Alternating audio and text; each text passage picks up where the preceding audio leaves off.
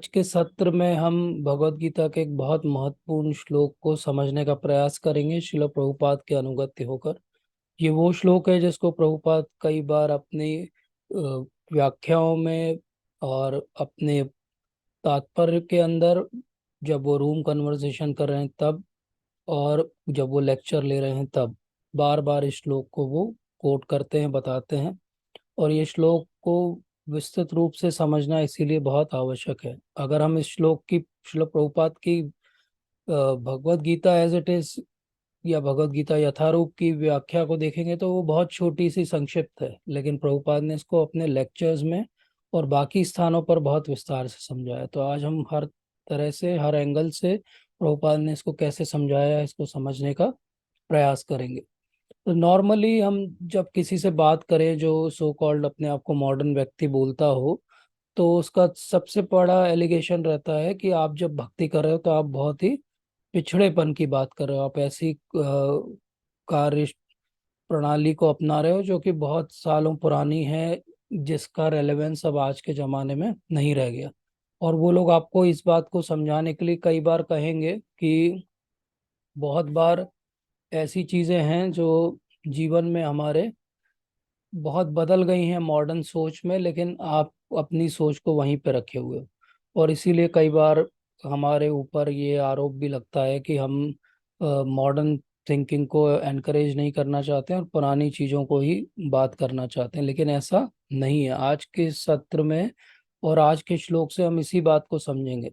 तो जैसे किसी भी मॉडर्न व्यक्ति से अगर बात की जाए तो वो दो शब्दों को जरूर अपने जीवन में उपयोग करेगा और बताएगा कि हमें हर व्यक्ति को समानता से देखना चाहिए, सबको समानता का अधिकार मिलना चाहिए, और सबको एक लिबर्टी या फ्रीडम मिलनी चाहिए। बोले ये सबसे दो वैल्यूबल राइट्स है। और ये कॉन्सेप्ट वर्ल्ड में कहाँ से आया? ये कॉन्सेप्ट वर्ल्ड में आया जिसको कहते हैं फ्रेंच रेवोल्यूशन। फ्रेंच रेवोल्यूशन हुआ था करीब 1789 में, और 1790 में फ्रेंच रेवोल्यूशन कंक्लूड हो गया। लगभग एक साल उन्हें लगा। यही समय था जो अभी मंथ चल रहा है। और फ्रेंच रेवोल्यूशन में उन्होंने क्या किया, कई सौ सालों से जो फ्रांस के ऊपर राज कर रही थी फैमिलीज, उनको उन्होंने एक बड़ा अपहीवल हुआ और उनको हटा दिया गया। और फ्रेंच रिवोल्यूशनरी पहले व्यक्ति थे मॉडर्न वर्ल्ड के जिन्होंने ये दो शब्दों को उपयोग में लाया। उन्होंने कहा कि हर एक के साथ इक्वलिटी होना चाहिए और हर एक को लिबर्टी मिलना चाहिए। तो हर एक को स्वतंत्रता होनी चाहिए कि वो कैसे जीवन जिए, और हर व्यक्ति, हर सिटीजन लॉ की नज़र में इक्वल होना चाहिए। क्योंकि उसके पहले फ्रांस में ऐसा नहीं होता था। अगर आप एरिस्टोक्रेसी को बिलोंग करते हो, मोनार्क की फैमिली के हो, तो आप कुछ भी गलती कर दो, आपको कोई भी सजा नहीं मिलेगी। वहीं आप साधारण व्यक्ति हो तो छोटी सी गलती पर भी बड़ी सजा मिलेगी। इसीलिए फ्रांस में जो पीजेंट्स थे, जो लोग थे, साधारण लोग थे, उन्होंने बहुत बड़ा ये रिवोल्यूशन किया और अपने लिए फ्रीडम की मांग की। और फ्रीडम की मांग में उन्होंने क्या बोला कि सबके लिए जस्टिस हो, इक्वलिटी हो, फ्रेटर्निटी हो, और यही बेसिक पिलर बने दो, जिसको हम कहते हैं डेमोक्रेसी। तो कोई भी मॉडर्न व्यक्ति क्या कहेगा कि ये लिबर्टी, इक्वलिटी, समानता का अधिकार, ये तो फ्रांस का जब रेवोल्यूशन हुआ तब पूरे संसार को पता चला कि ये दो बहुत महत्वपूर्ण चीजें हैं जो व्यक्ति के पास होनी चाहिए। और इसी सोच में हमारे यहाँ भी ये बात आगे बढ़ी। तो हम भी धीरे धीरे, जब गुलाम थे तो लोगों ने समझा और फ्रीडम मूवमेंट चला। और हमारा भी जब कॉन्स्टिट्यूशन बना तो उसने भी कहा कि एक्चुअली जस्टिस, लिबर्टी, फ्रेटर्निटी के साथ में इक्वलिटी भी बहुत इंपॉर्टेंट कॉन्सेप्ट है। तो इक्वलिटी या समानता, भारत का संविधान हर किसी को समान रूप से देखता है। और चाहे वो मेल हो, फीमेल हो, किसी भी कास्ट का हो, रिलीजन का हो, ट्राइब का हो, कोई भी उसका एजुकेशनल, इकोनॉमिक बैकग्राउंड हो, लेकिन वो लॉ की नज़र में और कॉन्स्टिट्यूशन की नज़र में इक्वल है। अब ये लगता है कि अच्छा ऐसा है, लेकिन ये तो थ्योरेटिकल बात हो गई। प्रैक्टिकली हम जब जीवन अपना जी रहे हैं और हमने जो अपने आसपास देखा है भारत में, तो कई बार तो ये चीज़ें इक्वली एग्जीक्यूट होती नहीं दिखती हैं। हमें समझ में आता है कि सबको इक्वल वेटेज या इक्वल ट्रीटमेंट तो नहीं मिलता है। लेकिन ये 17वीं शताब्दी का जो कॉन्सेप्ट है, आज हम 2023 में हैं, अभी भी इक्वलिटी क्यों नहीं आ पाई? और ये इक्वलिटी क्या सच में 17th सेंचुरी से शुरू हुई, फ्रेंच रिवॉल्यूशन से शुरू हुई कि उसके पहले भी ये इक्वलिटी थी। तो यही बात को हमको आज समझेंगे तो हम ये सब जानते हैं कि भगवत गीता 5,000 साल पहले बोली गई।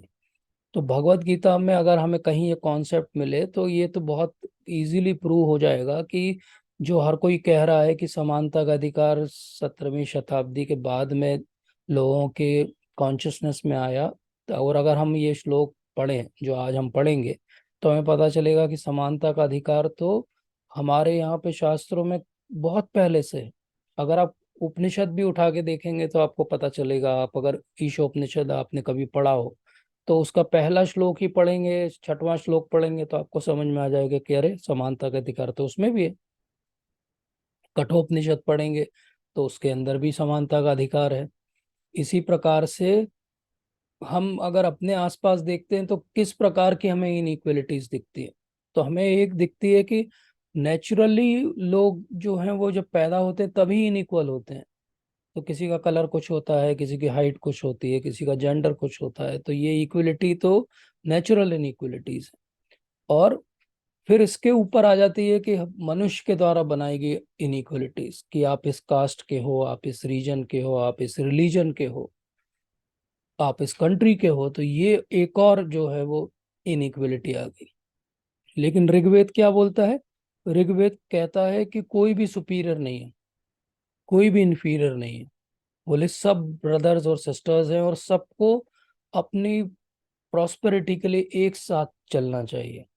तो ये ऋग्वेद की ऋचा है जो इस बात को कहती है। अब आप इमेजिन करिए कि कहाँ हम कह रहे हैं कि 17वीं सेंचुरी के बाद समानता का अधिकार आया, और कहाँ ऋग्वेद जो अपौरुषेय हैं, जिनकी कोई डेट नहीं डिसाइड की जाती कि कब वो लिखे गए, और उन ऋग्वेद के अंदर लिखा गया कि कोई भी सुपीरियर नहीं, कोई इन्फीरियर नहीं, हर कोई इक्वल है। और इसी प्रकार से छांदोग्य उपनिषद के अंदर एक बहुत अच्छा उदाहरण दिया गया कि जैसे कोई एक मधुमक्खी रहती है तो वो अलग अलग फ्लावर्स पे जाती है और थोड़ा थोड़ा रस लेती है, और वो सारा रस मिलके हनी बनता है।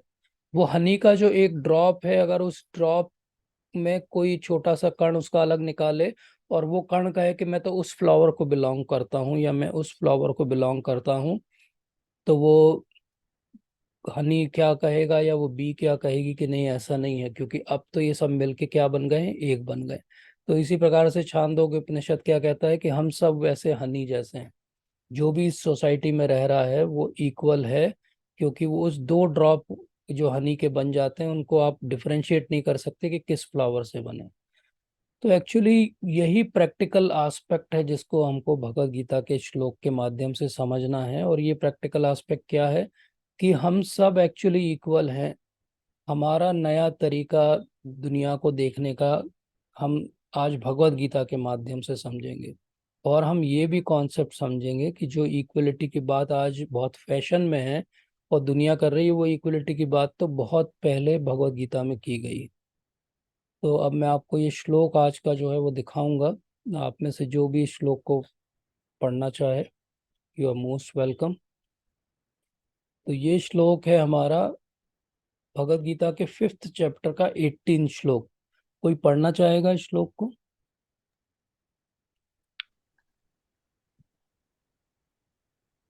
हरे कृष्णा प्रभु जी, दंडवत हरे प्रणाम। कृष्ण। जी, जी पढ़िए माता जी। सर। विद्या विनय संपन्ने ब्राह्मणे गविहस्तिनि सुनी चैव सब पाके च पंडिता समदर्शिनः। थैंक यू माता हरे जी। कृष्ण। हरे हरे कृष्ण। कृष्ण प्रभु जी। हरे मैं कृष्ण। पढ़ूं।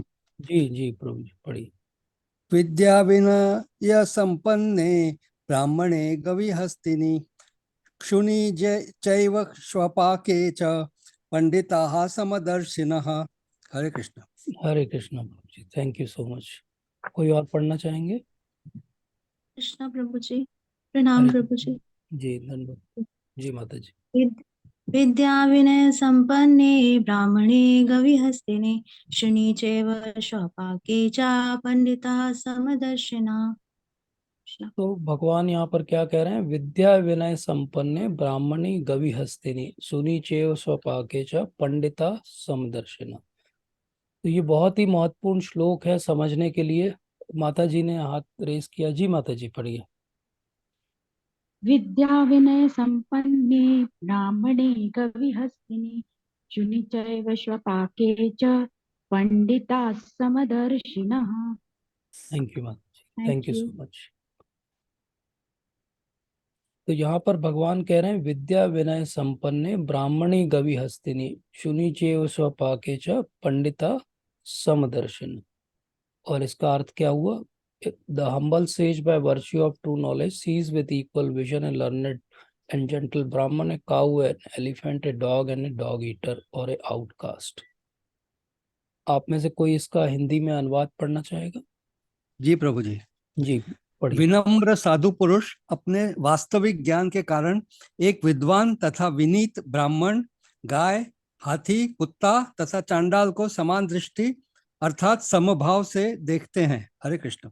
हरे कृष्णा प्रभु जी, थैंक यू सो मच। तो भगवान यहाँ क्या क्या कह रहे हैं अर्जुन को कि विनम्र साधु पुरुष अपने वास्तविक ज्ञान के कारण एक विद्वान तथा विनीत ब्राह्मण, गाय, हाथी, कुत्ता तथा चांडाल को समान दृष्टि या समभाव से देखते हैं। तो सबसे पहले तो जो फ्रेज बड़ा स्ट्राइकिंग लगता है वो है विद्या विनय संपन्ने ब्राह्मणे। तो अर्थात इसका अर्थ क्या हुआ कि जो ब्राह्मण हो उसमें क्या क्वालिटी होना चाहिए? भगवान ने कहा विद्या और विनय दोनों से संपन्न होना चाहिए ब्राह्मण। अगर उसको में केवल विद्या है और विनय नहीं है, एरोगेंस है, नॉलेज बहुत है उसके पास, ऐसा उसे लगता है, तो वो एक्चुअली सही में ब्राह्मण नहीं हुआ।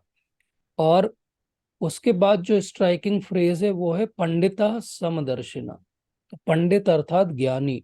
हम सब समझते हैं कि हम ज्ञानी हैं लेकिन ज्ञानी भगवान की दृष्टि में कौन है? भगवान की दृष्टि में ज्ञानी है जो समदर्शी है। समदर्शी अर्थात समान रूप से सबको देखता है। तो ये देखने की दृष्टि क्या है, बहुत ध्यान से समझना है इसको। वो क्या कह रहे हैं? एक ब्राह्मण जो विद्या विनय से युक्त है, अर्थात एक क्वालिफाइड ब्राह्मण जो ब्राह्मण की पदवी धारण करने के योग्य हो। ब्राह्मण का अर्थ यहाँ पे ये नहीं है कि आप किसी का जन्म ब्राह्मण कुल में हो गया तो वो ब्राह्मण हो गया। वो तो हो गया ब्राह्मण, लेकिन अपने साइकोफिजिकल नेचर और क्वालिटी से भी वो ब्राह्मण होना चाहिए, तभी भगवान उसे ब्राह्मण मानते हैं। और फिर क्या कह रहे हैं? एक ब्राह्मण है मतलब सोशल हायरार्की में सबसे नॉलेजेबल व्यक्ति है।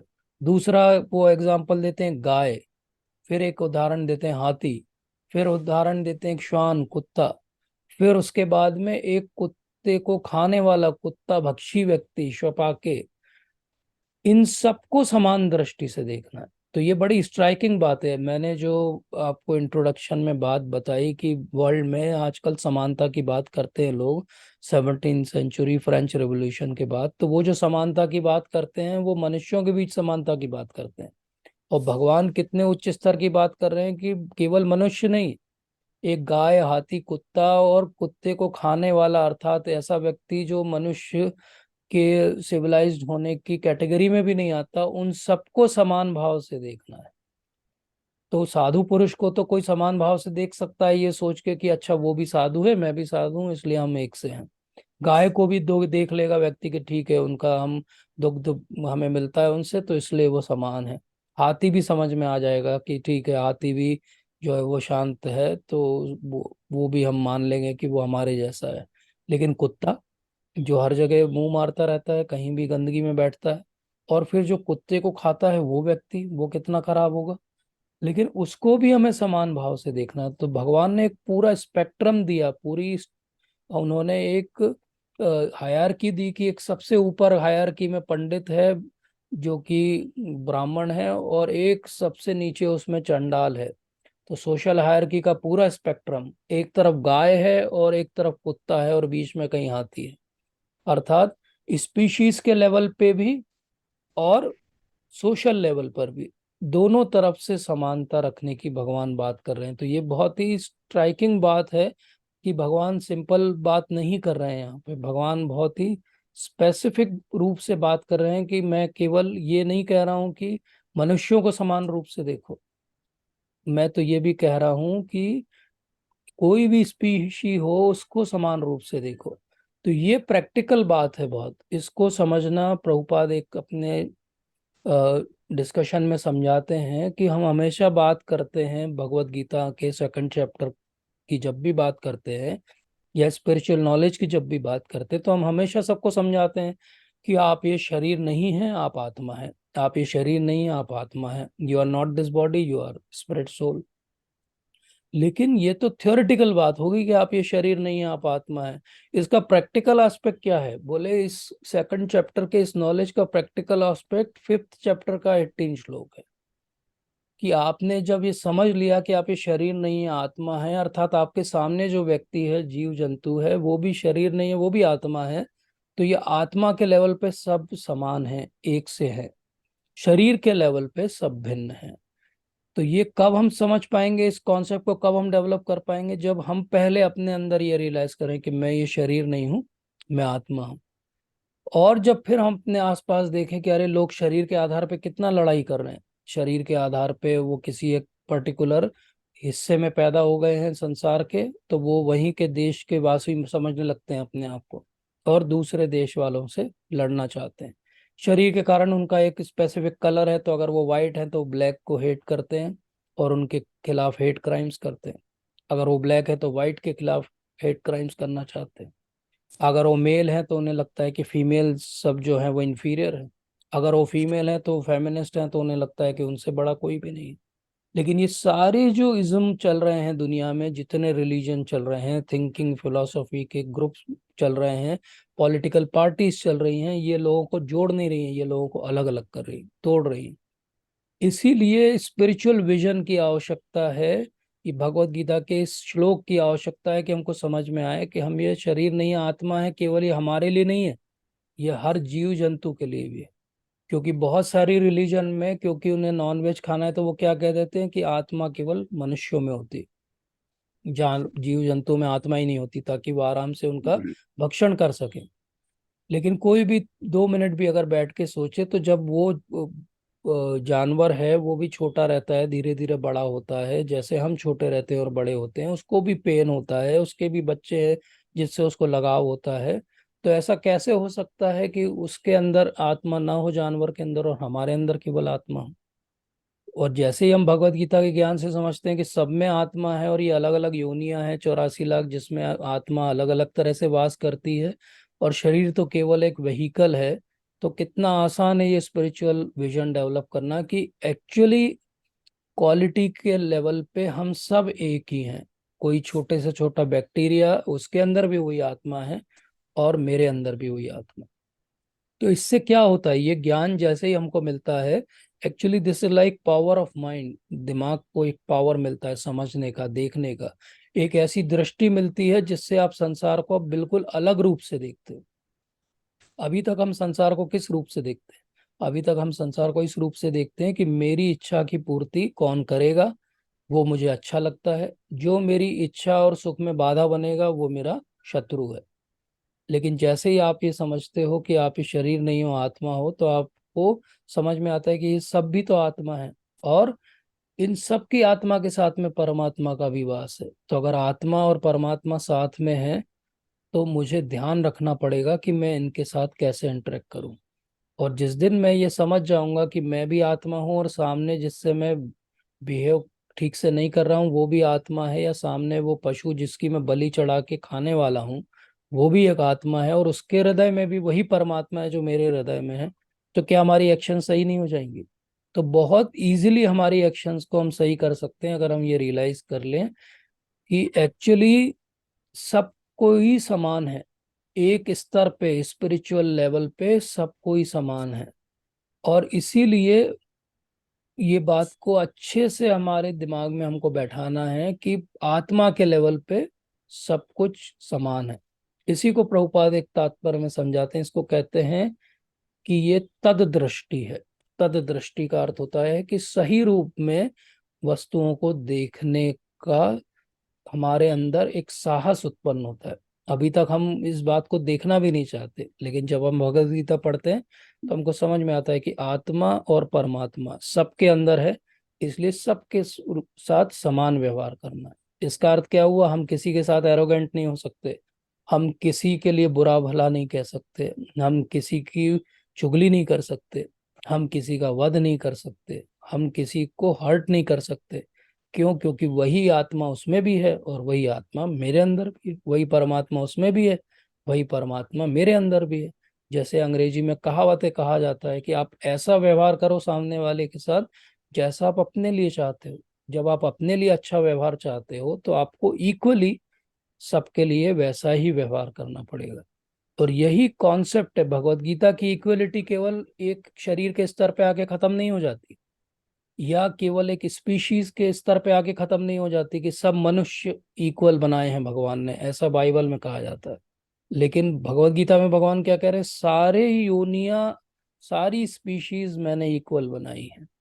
जब इस तरह से हम इक्वलिटी को देखते हैं तो हम ऑटोमेटिकली धर्म का पालन करने लगते हैं, और ये बहुत इंपॉर्टेंट है। अब यहाँ एक और बात हम आगे समझेंगे कि ये इक्वलिटी का अर्थ ये नहीं हो गया कि सबको हम इक्वली ट्रीट करेंगे, उस बात को हमें भी विस्तार से समझेंगे। लेकिन अभी हमने क्या समझा कि विद्या विनय संपन्ने ब्राह्मणे गवि हस्तिनि शुनि चैव स्वपाके च पंडिता समदर्शिना। तो पंडित अगर हमें बनना है तो हमें समदर्शी बनना पड़ेगा। और समदर्शी बनने का अर्थ है कि हम सब में आत्मा का वास है, इसको समझने लगे। और इसीलिए भगवान यहाँ पे बहुत ब्यूटीफुल है ये वाला श्लोक। वैसे पढ़ने में लगता है बस सिंपल सी तो बात कर रहे हैं भगवान, लेकिन देखिए भगवान ने क्या बोला? विद्या विनय संपन्न ब्राह्मणे गवि हस्तिनी। ब्राह्मणे गवि गाय, हस्तिनी हाथी, शौपाके कुत्ता और कुत्ते को खाने वाला व्यक्ति। तो अब इसमें से हम अगर हमने 17 18 चैप्टर भगवत गीता के कभी पढ़े हों तो भगवान ये समझाते हैं कि ये सारा जो कुछ संसार है जिसके अंदर हम रह रहे हैं ये एक्चुअली 3 गुणों की पूरी जो है सृष्टि है। ये 3 गुण क्या है? Mode of goodness, mode of passion और मोड ऑफ इग्नोरेंस। ब्राह्मण और गाय जो है वो किस में आते हैं? सत्व गुण में आते हैं, क्योंकि ब्राह्मण क्या करता है? हमेशा उसका व्यवहार संयमित रहता है। इसी प्रकार से गाय भी जो है वो संयमित व्यवहार करती है। वहीं हाथी जो है उसको कहा जाता है कि वो मोड ऑफ पैशन का जो है वो अधिकारी है। और इसी प्रकार से जो कुत्ता है और जो कुत्ते को खाने वाला है वो मोड ऑफ इग्नोरेंस का जो है वो अधिकारी है। तो इसका अर्थ क्या हुआ कि भगवान ने एक ही श्लोक के अंदर ये भी बोल दिया कि कोई किसी भी मोड में रहे, चाहे वो गुडनेस में रहे, चाहे वो पैशन में रहे, चाहे वो इग्नोरेंस में रहे।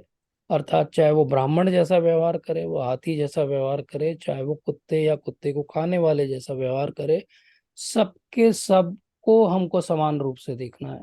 इसका अर्थ क्या हुआ कि तीनों गुणों में हम अलग अलग व्यक्तियों से मिलेंगे, उनमें किसी एक गुण की प्रधानता होगी, किसी में गुडनेस ज्यादा होगा, किसी में पैशन ज्यादा होगा, किसी में इग्नोरेंस ज्यादा होगा। लेकिन हम क्या करेंगे? हम तीनों गुणों में अलग अलग लोगों को नहीं देखेंगे। हम ये नहीं कहेंगे गुडनेस वाले लोग अच्छे हैं, पैशन वाले खराब हैं, इग्नोरेंस वाले बहुत खराब हैं। हम क्या बोलेंगे कि जो सत्वगुणी है, जो रजोगुणी है और जो तमोगुणी है, तीनों के तीनों हमारे लिए इक्वल हैं, क्योंकि तीनों के अंदर उसी आत्मा का वास है। तो इसको हम कैसे समझेंगे? इसको ऐसे समझेंगे कि कोई अगर अभी सत्व गुण में है तो इसका अर्थ क्या हुआ कि वो प्रयास कर रहा है कि वो सत्व गुण में रहे। तो इसलिए हम उसको रिस्पेक्ट करेंगे। हम इसलिए उसको रिस्पेक्ट करेंगे कि वो पिछले जन्मों में भी उसने सत्वगुण में रहने का अभ्यास किया होगा, इसलिए वो इस योनि में इस समय भी सत्वगुण में है। कोई पैशन में, इग्नोरेंस में है, तमोगुण में, रजोगुण में है, उसके लिए हम क्या सोचेंगे कि ठीक है अभी वो तमोगुण में है या रजोगुण में है, लेकिन धीरे धीरे उसका भी एक समय आएगा जब वो गुडनेस में आ जाएगा। तो इसलिए हम उसको भी वैसा ही रिस्पेक्ट करेंगे।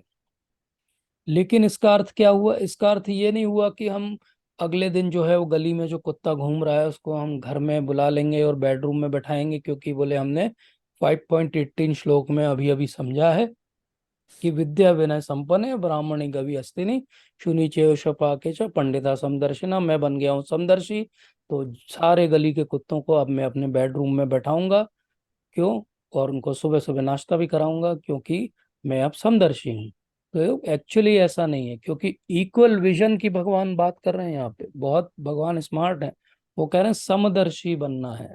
देखना इक्वली है, लेकिन उनके साथ रेसिप्रोकेशन इक्वल वाला नहीं रहेगा। रेसिप्रोकेशन तो भगवान कहते हैं अप्रोप्रिएट रेसिप्रोकेट करना है उनके साथ में। जैसे कि कोई गाय या बछड़े को आप देख लो तो आप उसको कुछ खिला दोगे, छोटा बछड़ा रहेगा तो उसको आप बैठ के बढ़िया सहला सकते हो, गले में यहाँ ऐसे ऐसे करते हैं तो उनको बहुत अच्छा लगता है। महाराज एक बार एक बहुत सुंदर, अभी रिसेंटली जब वो गोवर्धन इको विलेज में एक लेक्चर दे रहे थे तो उन्होंने बहुत सुंदर बात बताई कि एक अमेरिकन लड़का था, वो आया गोवर्धन इको विलेज में, और वो पहली बार शायद इंडिया आया था। तो वो गोवर्धन इको विलेज मुंबई के पास में महाराज ने बनाया है, जो पूरा वृंदावन का रेप्लिका है। तो वहाँ पे बहुत बड़ी गौशाला भी है, तो वो गौशाला देखने के लिए आया। इंसिडेंटली महाराज भी वहीं कहीं थे उस टाइम। तो महाराज का लेक्चर या कुछ इंटरेक्शन था उस ग्रुप के साथ में, और वो बाद में गौशाला में गए तो वहाँ छोटा सा एक बछड़ा था, और ये लड़का वहां बैठा तो वो बछड़ा उसके पास में आ गया, तो वो उसे ऐसे हाथ फेरने लगा। हाथ फेरने लगा तो ये बछड़ा उसकी गोदी में आके सिर रख दिया उसने। तो वो उसके यहाँ गले में, डिवोटीज ने बताया कि यहाँ ऐसे करो तो वो गाय को अच्छा लगता है। तो वो यहाँ ऐसे ऐसे सहलाने लगा, तो उस बछड़े को बहुत अच्छा लगने लगा। उसको देख के कि वो बड़ा हैप्पी है, और दो चार छोटे छोटे बछड़े उसके आसपास आ गए। आधे घंटे तक वो चार पांच बछड़े उसी लड़के के आसपास रहे। जब वो लड़का वहां से उठा और महाराज के पास गया तो रोने लगा। तो रोने लगा तो महाराज ने पूछा क्या हो गया, why you are crying boy, why you are crying. तो उस लड़के ने रोते हुए महाराज को बताया कि महाराज, मैं नॉनवेज खाता हूँ, और बीफ मेरा सबसे फेवरेट फूड में से एक था, लेकिन मुझे नहीं लगता कि मैं आज के बाद कभी भी बीफ खा पाऊंगा, क्योंकि मुझे आज पहली बार ये रियलाइज हुआ कि इनके अंदर भी इमोशंस होते हैं। मुझे आज इस आधे घंटे में ये रियलाइज हो गया कि मैं कैसे इनको मार के खा सकता हूँ। तो ये बात है, ये इक्वल विजन उसके जीवन में कैसे आया। वो तो बहुत चाव से खा रहा था नॉनवेज। ये इक्वल विजन जब वो इंटरेक्ट कर पाया तब आया, जब वो उस एनवायरनमेंट में था जहाँ पे सत्व गुण था, और जब उसने इंटरेक्ट किया तो उसको समझ में आया कि मैं कैसे किसी को अपनी जीभ के लिए मार सकता हूँ और खा सकता हूँ। तो ऐसी बात है यहाँ पे, इक्वल विजन का या समदर्शी होने का मतलब इक्वल रेसिप्रोकेशन नहीं है, एप्रोप्रिएट रेसिप्रोकेशन है। जैसे कि आप एक गाय को गले लगा सकते हो, लेकिन आप बोलो कि मैं समदर्शी बन गया हूँ इसलिए कल मैं जंगल में जाऊंगा और एक सांप को भी गले लगाऊंगा और एक शेर को भी गले लगाऊंगा, तो हो सकता है कि वो सांप और शेर आपके साथ उस तरह का व्यवहार ना करें जैसे गाय या बछड़ा करेगा। तो वो समदर्शी, फिर आप आकर कहें किसी को कि ये तो भगवत गीता में गलत श्लोक लिखा हुआ है, समदर्शी कैसे हो गया। तो समदर्शी कैसे होना है, समदर्शी ऐसे ही होना है जैसे कथा आती है कि एक यही वाला श्लोक था और एक गुरु महाराज बहुत अच्छे से समझा रहे थे, तो वो सुन के एक बिल्कुल नए नए जो डिवोटीज रहते हैं वो बहुत एक्साइटेड रहते हैं, तो वो बहुत एक्साइटेड हो गया। और किस काम से वो पास के गांव में जा रहा था, तो रास्ते में गांव के आउटस्कर्ट्स पे एक पागल हाथी दौड़ता हुआ आ रहा था, और उसका महावत उसे कह रहा था कि हटो हटो सामने से, नहीं तो ये तुम्हें कुचल देगा। लेकिन उसने क्या सुना था, अभी अभी वो 5.18 सुन के आया था कि समदर्शी होना है सबके लिए। तो वो सामने दंडवत करने के लिए लेट गया, और जैसे तैसे लोगों ने खींच खांच के हटाया, नहीं तो वो कुचल जाता। तो ये बड़ा दुखी हो गया, बोले ये देखो गुरुजी ने कुछ गलत सिखाया है मुझे। तो जाके गुरुजी को बोला कि गुरुजी आपने तो बिल्कुल, आज तो मैं मर जाता आपके श्लोक के कारण। आपने बोला सबको इक्वल देखना है, मैं देख रहा था हाथी को इक्वल, लेकिन वो तो मेरे को कुचलने वाला था। तो गुरुजी ने उसे समझाया कि हमने कहा है कि आपको इक्वल देखना है, हमने ये नहीं कहा है कि बिल्कुल आप सबको इक्वली ट्रीट करेंगे। देखने का अर्थ क्या है, सबके अंदर आत्मा देखना है और सबकी बात सुनना है, तो सबका ध्यान रखना है, किसी का अहित नहीं करना है, लेकिन अपना जो सोशल कस्टम है, नॉर्म्स हैं और जो कॉमन सेंस है उसको भी नहीं छोड़ना है। तो ये बहुत जरूरी बात है जिसको हमको समझना चाहिए। तो बहुत प्रैक्टिकली हम देखते हैं कि आज अगर हम इस्कॉन में देखें तो अलग अलग देशों से इतने सारे भक्त पूरे संसार से आते हैं, मायापुर जैसे अभी हम लोग गए थे, या इवन वृंदावन आप जाएंगे तो आप देखेंगे। तो एक तरफ आप देखिए कि वो अलग अलग देश से, सब जगह से लोग आए हैं और वो इतने अच्छे से साथ में रह रहे हैं। और वहीं देखिए कि उनके देश में बाकी लोग जो भक्ति नहीं कर रहे हैं वो कैसे आपस में लड़ रहे हैं। तो आपको हो सकता है वृंदावन में या मायापुर में दिख जाए कि रशिया और यूक्रेन के डिवोटीज एक साथ भक्ति कर रहे हैं, लेकिन रशिया और यूक्रेन तो वॉर पे हैं। तो ये समदर्शी जो है ये कॉन्सेप्ट है, ये प्रभुपाद का कॉन्सेप्ट है, ये भक्ति विनोद ठाकुर महाराज का कॉन्सेप्ट है कि समदर्शी का अर्थ क्या हो गया। समदर्शी का अर्थ यही है कि इक्वल हमको दर्शन करना है। हमारा विजन कैसा होना चाहिए कि सबके अंदर आत्मा है, लेकिन हमें अप्रोप्रिएटली रेसिप्रोकेट करना पड़ेगा सोशल नॉर्म्स के आधार पे। वो सामने वाली स्पीशी हमको कैसे रेसिप्रोकेट करेगी उसके आधार पे, तभी एक्चुअली वो सही बात होगी। तो समानता का स्तर क्या है? समानता का स्तर सबसे इम्पोर्टेंट जो है वो ये है कि समानता का अर्थ होता है कि मैं सबके लिए अच्छा सोचूं। अगर मैं किसी के लिए भी बुरा सोच रहा हूं तो मैं समान नहीं हूं। तो ये बहुत इंपॉर्टेंट बात है। जब भी हम किसी के लिए बुरा सोचते हैं, हमारा पड़ोसी हो सकता है, वो हमारा कोई रिश्तेदार हो सकता है, हमारा दोस्त हो सकता है, कोई देश हो सकता है, कोई किसी और देश के वासी हो सकते हैं, जब भी हम किसी के लिए बुरा सोचते हैं तो हम समान नहीं हैं। तो समानता का स्तर कहाँ से समझ में आता है? अगर हमको कभी अपने आप को चेक करना हो कि क्या मैं पंडिता समदर्शिना हूँ, तो हम केवल इतना चेक करें कि पिछले 24 घंटे में मैंने क्या सबके लिए अच्छा सोचा था, क्या मैंने किसी के लिए बुरा सोचा था। अगर मैंने किसी के लिए भी बुरा सोचा था तो मैं कहाँ समान हूँ? मैं इस श्लोक पे नहीं जी पा रहा हूँ।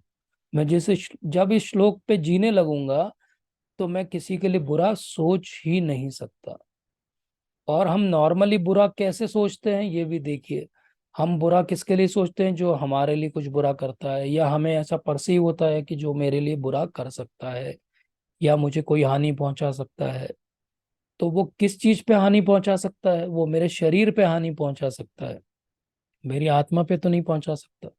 कभी कभी हम असमान कब रहते हैं लोगों के साथ? जब वो हमारे जैसे नहीं दिखते, वो हमारे जैसे नहीं बोलते। जैसे बहुत कॉमन है, छोटे बच्चे, कोई हैंडीकैप्ड व्यक्ति हो तो उसका मजाक उड़ाते हैं, या कोई बहुत ब्लैक हो, कोई किसी बीमारी के कारण, चमड़ी की कोई प्रॉब्लम के कारण कुछ अलग सा दिखता हो, तो बच्चे, इवन कई बार बड़े लोग भी मजाक उड़ाते हैं, कुछ नाम रख देते हैं उनका। मान लीजिए किसी की एक आंख से उसे नहीं दिखाई देता है तो उसका मजाक उड़ाते हैं, किसी का शरीर में कोई विकृति है तो उसका मजाक उड़ाते हैं। लेकिन ये सब जो असमानता है वो कहाँ पर है? शरीर के स्तर पे है।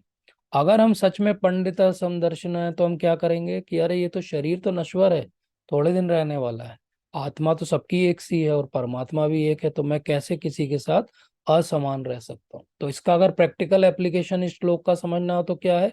पंडिता समदर्शिना बनने के लिए सबके साथ समानता का व्यवहार, अर्थात सबके सुख के लिए सोचना। अगर हम किसी के दुख की कामना करते हैं तो हम ये श्लोक नहीं जी रहे हैं। इसीलिए हमारे यहाँ कहा जाता है, वेद वाक्य है कि सर्वे भवन्तु सुखिनः सर्वे सन्तु निरामया। क्यों हम कहते हैं ये? ताकि समान रहे हम सबके लिए। हम सब किसी की भी अहित की कामना नहीं करते। हम किसी के भी अगर अहित की कामना करते हैं, अपने मुख से कोई भी वचन निकालते हैं, तो हम समान नहीं है। और इसको हमको किससे सीखना चाहिए? ये भी बात आती है कि किससे सीखें इतना समान रहना? तो हम भगवान से सीखें। आप देखिए, भगवान सबके लिए बारिश करते हैं। लोग भगवान को कितनी भी गालियां दे दें, बोल दें कि हम एथीस्ट हैं, हम नास्तिक हैं, हम भगवान को नहीं मानते, लेकिन भगवान उनको भी ऑक्सीजन देते हैं और खाना देते हैं। आज तक कोई भी एथीस्ट इसलिए नहीं मर गया ऑक्सीजन की कमी से कि भगवान ने उसका ऑक्सीजन का सप्लाई रोक दिया कि बोले ये मेरे को नहीं मानता, मैं उसको समाप्त कर दूंगा। जब भगवान इतनी समानता रख सकते हैं कि जीवन भर उसको पालते रहते हैं और वो गालियां देता रहता है उनको, तो क्या हम ऐसा नहीं कर सकते? तो ये बहुत इंपॉर्टेंट बात है। कई बार हमको लगता है कि अच्छा, समानता तब रहेगी जब हमारा लगाव रहेगा, लेकिन ये भी बात बहुत इंपॉर्टेंट है समझना। लगाव में और समता में अंतर होता है। कैसे अंतर होता है? कि किसी में हो सकता है अटैचमेंट हो, लेकिन फिर भी वो उसके लिए समान रूप से न सोचे। क्योंकि क्या होगा, जैसे ही आपका किसी एक के प्रति ममता या अटैचमेंट होगा, आप दूसरों के प्रति समान व्यवहार नहीं कर पाओगे। इसीलिए बहुत इम्पोर्टेंट है कि हम ये समानता की दृष्टि से सबको देखें। लेकिन जैसे ही हम ये बात करेंगे तो जो सनातन धर्म के विरोधी होंगे वो क्या कहेंगे? वो कहेंगे कि अच्छा, आप तो सबसे बड़े जातिवादी लोग हो और आप बात करते हो समानता की। तो एक्चुअली ऐसा क्यों हुआ? क्योंकि लोगों ने समझा ही नहीं कि वर्ण आश्रम जो धर्म है, सिस्टम है, वो एक्चुअली जातिवाद नहीं है, वो कोई जन्म के आधार पे नहीं है, वो तो गुण और कर्म के आधार पे। हम कभी उस श्लोक की व्याख्या समझेंगे कि भगवान कहते हैं कि गुण और कर्म के आधार पे मैंने चार विभाग किए हैं, ना कि जन्म के आधार पे। तो इसलिए जातिवाद जो विकृत रूप है वर्णाश्रम धर्म का, या जो आजकल पार्टी का खेल हो गया है, और एक पार्टी एक ग्रुप को लेके साथ में चलना चाहती है, तो वो इसी बात को हवा देती रहती है कि आप इस जाति के हो या आप उस जाति के विरोधी हो।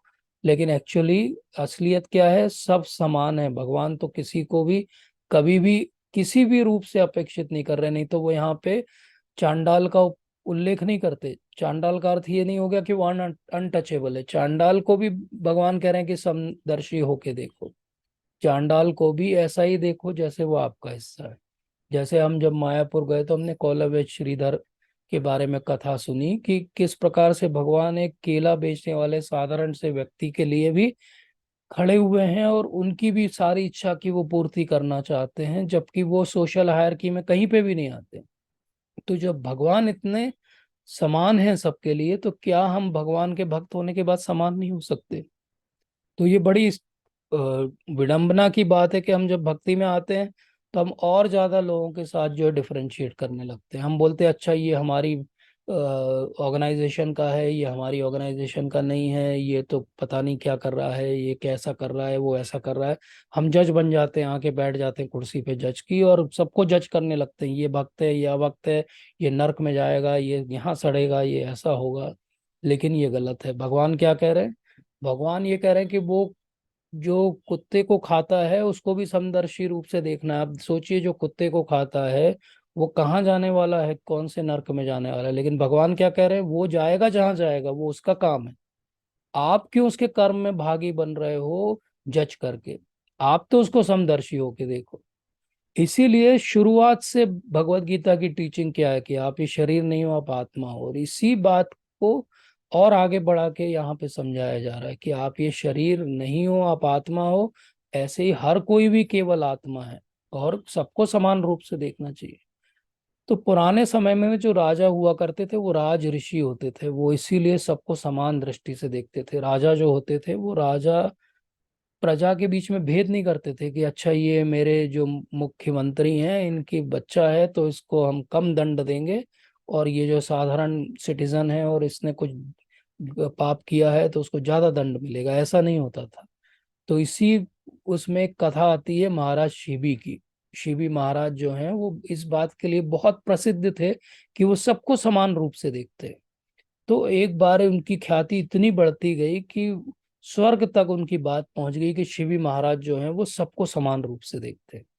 तो वहां पे अग्निदेव और इंद्रदेव बैठे हुए थे जब उनकी बातचीत होने लगी शिवी महाराज के बारे में। तो इन दोनों के मन में आया कि एक बार चेक करके देखें जरा, सच में क्या ऐसा है। तो शिवी महाराज एक बार बैठे हुए हैं अपने राज सिंहासन पे, और इतने में एक बिल्कुल डरा हुआ सा एक कबूतर जो है वो उड़ते हुए उनकी तरफ आता है। तो वो डरा हुआ सा कबूतर उड़ते हुए उनके पास आके उनके सिंहासन पे, उनकी गोद के यहाँ के बैठ जाता है। तो कथा ऐसी है कि वो पीछे पीछे उसके उड़ता हुआ एक बाज आ रहा है, और बाज उस कबूतर को खाना चाहता है। लेकिन कबूतर ने अब शरण ले ली है महाराज शिवी की। अब शिवी की शरण ले ली है तो वो बाज आता है और बोलता है कि मुझे अपना कबूतर चाहिए क्योंकि ये मेरा भोजन है। तो शिवी महाराज कहते हैं कि इसको तो मैंने ये शरणागत है और मैंने इसको शरण दे दी है, तो ये तो मैं आपको नहीं दूंगा, इसकी तो जीवन की रक्षा मैं करूंगा। तो बोले लेकिन ये बाज जो मैं हूँ, मैं भी तो आपका ही सिटीजन हूँ, आपकी राज्य में रहता हूँ। तो जब मैं आपके राज्य में रहता हूँ तो आप इसकी रक्षा कर रहे हो, तो मैं तो खाना नहीं मिलेगा तो मर जाऊंगा, मेरी रक्षा कौन करेगा? तो बोले अच्छा तुमको कितना खाना चाहिए? तो वो बाज शिवी महाराज से कहता है कि जितना ये कबूतर का मांस है उतना मुझे दे दो। तो बोले ठीक है, मैं अपने हाथ से उतना मांस निकाल के दे दूंगा। तो बोले ठीक है, हम एक बार ऐसा करते हैं, अब कैसे करेंगे? तो एक वेइंग स्केल ले लेते हैं और तोल देंगे, और जितना बराबर होगा उतना मैं ले लूंगा। तो बाज और शिवी महाराज सब इस बात के लिए एग्री हो जाते हैं, और कबूतर वहां बैठे बैठे दिखता रहता है। तो एक वेइंग स्केल लाई जाती है, कबूतर को बिठाया जाता है उसमें, और शिवी महाराज अपनी तलवार से अपने हाथ से एक मांस का टुकड़ा निकालते हैं और उस वेइंग स्केल पे रख देते हैं, उस वेइंग स्केल पे रखते हैं, लेकिन वो देखते हैं कि ये तो पलड़ा जो है वो झुक ही नहीं रहा है पूरी तरह से, वो कबूतर की तरफ ही भारी है। तो वो और काटते हैं और काटते हैं और काटते हैं, रखते जाते हैं, लेकिन वो बराबर नहीं होता। तो अंत में वो कहते हैं कि मैं खुद ही बैठ जाता हूँ। और जैसे ही वो वेइंग स्केल पे खुद बैठते हैं पूरे, तो वो पलड़ा जो है वो बराबर हो जाता है। तो उस समय शिवी महाराज की एक प्रेयर आती है, और शिवी महाराज ये प्रे करते हैं। ये कथा एक्चुअली महाभारत में है। तो शिवी महाराज ये प्रे करते हैं कि हे भगवान, आज मैं बहुत बहुत आपका आभारी हूँ कि आपने मुझे इस बात का निमित्त बनाया कि मैं अपने प्रजा में से एक कबूतर की रक्षा कर पाया। और जैसे ही वो ये प्रे करते हैं, ये कबूतर और ये जो बाज है, ये दोनों कन्वर्ट हो जाते हैं, और एक जो है वो इंद्र हैं और एक अग्निदेव हैं। और दोनों उनकी यशोगाथा गाते हैं और कहते हैं कि हमने आपके जैसा समदर्शी व्यक्ति नहीं देखा, आपके जैसा व्यक्ति नहीं देखा जो सबको समान रूप से देखे। हमने कभी ऐसा नहीं देखा कि कोई राजा एक कबूतर के लिए जो उसकी प्रजा का हिस्सा है, और एक बाज के लिए अपना जीवन संकट में डालने के लिए और अपना जीवन पूरी तरीके से देने के लिए तैयार। तो हम देखते हैं कि कैसे समदर्शी होते हैं, ऐसे होते हैं समदर्शी। ऐसे राजा आजकल तो हमें कहीं नहीं मिलेंगे। आज अगर बारी आएगी तो व्यक्ति सबसे पहले अपनी चमड़ी बचाएगा, सबसे पहले अपने परिवार को बचाएगा, उसके बाद सोचेगा कि क्या होता है, प्रजा का जो होगा देखेंगे। यही तो कारण है कि इतना करप्शन है। अगर कोई इस श्लोक को समझ ले तो दुनिया का सारा करप्शन समाप्त ना हो जाए। अगर कोई इस श्लोक को समझ ले तो जो परिवार में सारे लड़ाई झगड़े होते हैं वो ना समाप्त हो जाए। अगर कोई व्यक्ति ये देखने लगे कि सब समदर्शी हैं, तो सास बहू और भाई भाई और भाई बहन और एक जाति और दूसरी जाति और जितनी लड़ाइयां हैं संसार में, वो सारी समाप्त हो जाएंगी कि नहीं हो जाएंगी।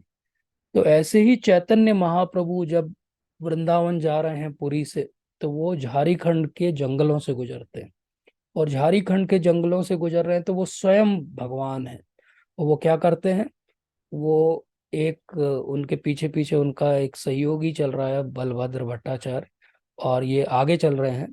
और ये आगे चलते, और एक सोया हुआ उन्हें शेर दिखता है। ये चैतन्य भागवत के अंदर आता है। सोया हुआ शेर दिखता है, तो महाप्रभु जाके उसको हरे कृष्ण गाते गाते उसको एक पैर मारते हैं सिर पे उसकी। तो ये पीछे भी जो चल रहा होता है, ये सोचता है कि पता नहीं अब क्या होने वाला है, तो ये और पीछे सरक जाता है थोड़ा सा कि ये अटैक करेगा अब तो शेर। शेर जैसे ही जागता है नींद से, तो वो क्या करने लगता है, महाप्रभु के टच मिलने के कारण वो हरे कृष्णा गाने लगता है। और वो हरे कृष्णा गाते गाते उनके पीछे पीछे हाथ दो पैर पे चलते हैं, आपने पिक्चर देखी होगी वो वाली, वो आगे चलने लगता है। उसको देख के और चार पांच शेर जो है महाप्रभु के पीछे डांस करते हुए हरे कृष्णा गाते हुए चलने लगते हैं। फिर उसके बाद में उनको थोड़े हिरण और सब बाकी जानवर दिखते हैं, तो उनको भी महाप्रभु टच करके बोलते हैं बोलो बोलो कृष्णा बोलो, हरे कृष्णा बोलो। फिर वो एक नदी के किनारे रुकते हैं, तो वहाँ हाथी उन्हें दिखते हैं पानी पीते हुए, और वहीं शेर भी आ जाता है, वहाँ हिरण भी पानी पी रहा है। और ये इनका जो असिस्टेंट है महाप्रभु का, वो पीछे छुप के देख रहा है पेड़ के पीछे से, क्योंकि उसको डर लग रहा है कि अब ये यहाँ पता नहीं क्या करेंगे। तो वो नदी का पानी लेते हैं और सब पे ऐसे छिड़क देते हैं और बोलते हैं बोलो हरे कृष्णा बोलो। तो हाथी भी हरे कृष्णा बोल बोल के डांस कर रहा है, उनके बीच में शेर भी कर रहा है। शेर और हिरण जो है वो हाथ ऐसे पकड़ पकड़ के डांस कर रहे हैं साथ में, जबकि दोनों एक दूसरे को बिल्कुल पास में नहीं आ सकते, क्योंकि शेर तो तुरंत हिरण को खा लेगा। लेकिन क्या हो रहा है यहाँ पे, महाप्रभु भी कैसे हैं, भगवान हैं और समदर्शी हैं। वो सबको समान दर्शन से देख रहे हैं, इसलिए वो सबको इंड्यूस कर रहे हैं कि चैंटिंग करो चैंटिंग करो। और जब वो साथ में चैंटिंग कर रहे हैं, तो वो भी एक दूसरे को समान दृष्टि से देख रहे हैं। तो सच में अगर समानता जीवन में कभी लानी है, तो वो समानता आएगी भगवान के नाम जप करने से। वो समानता थ्योरेटिकल रूप से लिबर्टी, फ्रेटर्निटी, डेमोक्रेसी ऐसे शब्दों का उपयोग करके आ सकती है, और इससे केवल कुछ देश बन सकते हैं, कुछ रिवॉल्यूशन हो सकते हैं, यूनाइटेड नेशंस बन सकते हैं।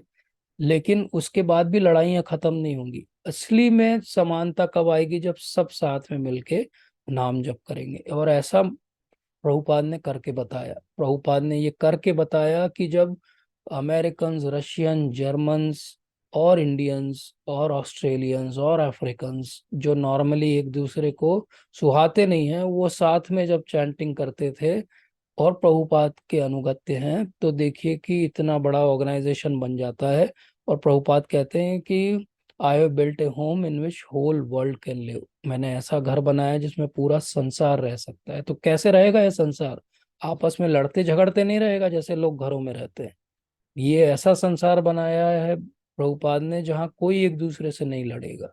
क्यों? क्योंकि कोई एक दूसरे को शरीर के स्तर पे नहीं देख रहा है। हर कोई क्या सोच रहा है? हर कोई यही सोच रहा है कि मैं तो समदर्शी हूँ, और सामने जो है वो भी एक भगवान के भक्त हैं और मैं भी भगवान का भक्त हूँ। वो भी नाम जप करते हैं और मैं भी नाम जप करता हूँ। तो पंडित कौन है? कौन स्पिरिचुअली एडवांस व्यक्ति है? स्पिरिचुअली एडवांस व्यक्ति वो नहीं है जो बहुत सारे भाषण दे सकता है, जिसको बहुत सारे श्लोक याद है। स्पिरिचुअली एडवांस व्यक्ति वो है जो सबको समान दृष्टि से देखता है। तो हमको क्या करना है? हमको यही करना है कि हमको किसी के लिए बुरा नहीं बोलना है, ना बुरा सोचना है। स्पिरिचुअल ऑर्गेनाइजेशन के अंदर भी किसी के लिए नहीं, और कोई और स्पिरिचुअलिटी को फॉलो कर रहा है तो उसके लिए भी कभी बुरा नहीं बोलना। ये भी बहुत ध्यान हमें रखना चाहिए। कई बार हम नए नए जब रहते हैं और नया नया फिलोसफी हमने पढ़ा होता है और बहुत एक्साइटेड रहते हैं, तो हम बहुत सारे दूसरे लोगों की बुराई करने लगते हैं कि ये देखो उनको कुछ नहीं आता, हमको ज़्यादा आता है। हमने भी कुछ भी रियलाइज नहीं किया है, लेकिन हमने पढ़ लिया है इसलिए हमको लगता है हमको उनसे ज्यादा आता है। लेकिन हो सकता है वो सामने वाले व्यक्ति को कम आता हो, लेकिन उसने ज्यादा रियलाइज किया हुआ हो आपसे। इसलिए इक्वलिटी कहाँ से शुरू होगी? इक्वलिटी शुरू होगी आत्मा के स्तर पे। इक्वलिटी शुरू होगी ये समझने से कि एक्चुअली सच में हर कोई इक्वल है। इक्वलिटी कोई थ्योरेटिकल बात नहीं है। इक्वलिटी सच में एग्जिस्ट करती है, लेकिन वो इक्वलिटी जहाँ ढूंढी जा रही है संसार में वहां पे एग्जिस्ट नहीं करती। इक्वलिटी को सच में समझने के लिए सबसे पहले भगवान को मानना पड़ेगा और आत्मा को मानना पड़ेगा। जब आत्मा परमात्मा को मानेंगे तब समानता होगी। उसके बिना जो भी समानता है वो दिखावे की समानता है। वो केवल जो है पॉलिटिकल समानता हो सकती है, वो केवल डेमोक्रेटिक लेवल पे समानता हो सकती है, लेकिन वो एक्चुअली समानता नहीं है। इसलिए हमको किसी को जज नहीं करना चाहिए। बहुत ही इंपॉर्टेंट बात है। एक ब्राह्मण था, उसका नाम था सदन। और वो ब्राह्मण जो है वो एक जगह बैठ के मेडिटेशन कर रहा था, और उधर से एक व्यक्ति आया जो एक गाय को लेके आ रहा था। और वो एक्चुअली कसाई था, लेकिन कपड़ों से वो कसाई जैसा नहीं दिख रहा था। ये ब्राह्मण इस व्यक्ति को नहीं जानता था। तो गाय एकदम उसके हाथ से छूट जाती है और भागती है दौड़ते हुए, वो कहीं एक तरफ चली जाती है, व्यक्ति पीछे भागता है उसके। ये ब्राह्मण बैठा रहता है वहीं पेड़ के बीच में जहाँ से दो रास्ते जाते हैं। तो ये जो कसाई है, जो अभी कसाई जैसा नहीं दिख रहा है, वो इस ब्राह्मण के पास जाता है और पूछता है कि गाय को देखा, किधर गई? अब ये साधारण सा ब्राह्मण रहता है, तो उसको लगता है कि पूछ रहा है तो सत्यवादी हूं मैं, हमेशा मैंने सत्य बोला है तो मैं आज भी सत्य बोलूंगा। तो वो सत्य बोल देता है। और सत्य क्या है? वो सत्य है कि राइट साइड गई है। वो कसाई राइट साइड में जाता है, पकड़ लेता है गाय को और उसका वध कर देता है, और उसके मांस का भक्षण भी करता है और बेच भी देता है। बहुत कुछ थोड़ा समय बीतता है और ये ब्राह्मण की मृत्यु हो जाती है। मृत्यु के बाद में ये जब यमराज के पास जाता है तो उसे बताया जाता है कि वो जो तुमने हेल्प की थी, वो हेल्प किसकी की थी तुम्हें पता है? वो एक कसाई की हेल्प की थी। और जो तुमने गाय का पता बताया है, तो वो कसाई ने उसको पकड़ा और मार दिया। और क्योंकि तुमने ये किया है इसलिए इसकी सजा तुम्हें मिलेगी, और सजा ये है कि तुम अगले जीवन में जो है वो आ, कसाई बनोगे। और जिस हाथ से तुमने बताया था कि राइट साइड में गई है, वो राइट हैंड तुम्हारा कसाई का जब कार्य करते रहोगे तो एक दिन कट जाएगा, और पूरा जीवन फिर तुम्हें बिना उस हाथ के बिताना पड़ेगा। ये तुम्हारी सजा रहेगी, क्योंकि तुमने इसी हाथ से बताया था कि गाय उस तरफ गई। तो ये मैंने क्यों लास्ट में बताया आपको? क्योंकि जो बात मैं कह रहा था कि समदर्शी होने का अर्थ इक्वल रेसिप्रोकेशन नहीं है। समदर्शी होने का मतलब ये नहीं है कि हम बिल्कुल सत्यवादी भी हैं, समदर्शी भी हैं, मतलब हम भोंदू हैं। नहीं, हम क्या हैं? हम समझदार भी हैं, हमें कॉमन सेंस भी, हमको मालूम है कि किस समय हमें समदर्शी रहना है, किस समय हमें किस लेवल पे डिफरेंस समझना है, किस लेवल पे हमको किसके साथ कैसा व्यवहार करना है। ये ध्यान जो रखेगा वो एक्चुअली सच में समदर्शी। इसीलिए भगवान यहाँ पे चाहते हैं ना, तो वो केवल शब्द यूज करते समदर्शिना, लेकिन उन्होंने क्या कहा, पंडिता समदर्शिना। तो पंडित बनना पड़ेगा। पंडित का अर्थ क्या होता है? पंडित मतलब जिसको पूरा ज्ञान है, जिसको पूरा सर्कल पता है ज्ञान का, जिसको पूरा सर्कल पता है वो समदर्शी है। तो उसको ये भी पता है कि कब वो समदर्शी है और कब जो है वो रेसिप्रोकेशन अलग तरीके से करना। उसको पता है कि गाय को गले लगा सकते हैं लेकिन शेर को नहीं लगा सकते। तो ये ध्यान रखने की बात है। और वही व्यक्ति जो ऐसा समदर्शी होगा, वही व्यक्ति एक्चुअली रियलाइज कर पाएगा। अगर आपके पास समय हो तो प्रभुपाद के इस तात्पर्य को आज पढ़िएगा या कल पढ़िएगा, संडे है कल, और इसका अगला श्लोक भी पढ़िएगा। तो अगले श्लोक में भगवान फिर बताएंगे कि जो इस प्रकार से हो जाएगा वो क्या होगा। जो इस प्रकार से समझ लेगा वो मृत्यु, जन्म मृत्यु को जीत लेगा। इसका अर्थ क्या हुआ कि वो जन्म मृत्यु से बाहर निकल जाएगा। तो कितना सिंपल है, हम कोई हर कोई जन्म मृत्यु से बाहर निकलना चाहते हैं, लेकिन जन्म मृत्यु से बाहर हम कैसे निकलेंगे? हम इस प्रकार से निकलेंगे कि हम इस प्रकार से जब व्यवहार करेंगे संसार में, जब हम इक्विपॉइज्ड रहेंगे, जब हमारी ऐसी दृष्टि रहेगी सबके लिए, तब हम जो है वो इस संसार से बाहर निकल पाएंगे। उसके पहले संसार से बाहर निकलना बहुत मुश्किल काम है। तो आप सभी का बहुत बहुत धन्यवाद। तो आज के श्लोक से हमने सीखा कि किस प्रकार से ऐसी दृष्टि हमें विकसित करनी है कि हम सबके लिए समभाव रहें, और केवल दिखावे के लिए नहीं, हृदय से समभाव रखें। तो आप सभी का बहुत बहुत धन्यवाद। अगर कोई प्रश्न हो, कोई शंका हो या कोई त्रुटि सुधार हो तो उसको ले सकते हैं। और आप में से कोई अगर इसमें कुछ और ऐड करना चाहता है तो मोस्ट वेलकम। अंकित प्रभु जी, आप कुछ कहेंगे? हरे कृष्ण प्रभु जी, धन्यवाद प्रणाम हरे प्रभु जी। कृष्ण। सब अभी मैं सागर में हूँ जी और जी। घर में सभी हमारे सीनियर घर के सारे सदस्य बहुत उत्साहित हैं आपके लेक्चर सुन के, और यही कहना है बस कि सब बिल्कुल पकड़े बैठे हैं इस कुर्सी को। इतना अच्छा लग रहा है उनको सुनने में। Thank you Prabhu ji, thank you so much. That is all because of you. आपकी नहीं, प्योरिटी के कारण वो अटैच है। मैं तो पर्सनली उनको जानता भी नहीं, सोचिए। हरे वो कृष्ण तो आप प्रभु जी। हरे कृष्ण मत। जी मत। जी प्रभु जी, समदर्शी इस स्तर पे होना चाहिए ना कि हमें दूसरों का वेल विशर होना चाहिए। Yes yes. मतलब जैसे हमारे हाथ में चोट लगे, चाहे हमारे आंख में चोट लगे, चाहे हमारे सीने में दर्द हो, हम हर एक अंग को सुधारने के लिए उसके वेल यस विशर होते हैं, उसको यस ट्रीट यस करना चाहते हैं। यस तो इन yes. That level we have to be समदर्शी।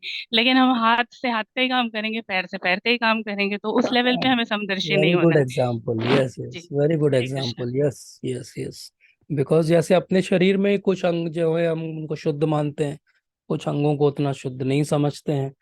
तो उसी प्रकार से सोसाइटी के अंदर भी कुछ व्यक्तियों को भगवान ने ऐसा कार्य दिया हुआ है जो हमको देखने में उतना अच्छा नहीं लगता है, और कुछ लोगों को भगवान ने ऐसा कार्य दिया है जो देखने में बड़ा अट्रैक्टिव लगता है। लेकिन भगवान की दृष्टि में सब समान है, और इसी प्रकार से हमारे लिए भी सब समान होना चाहिए। लेकिन हमारा व्यवहार ऑब्वियसली सबके लिए थोड़ा थोड़ा सा लौकिक स्तर पे भिन्न रहेगा।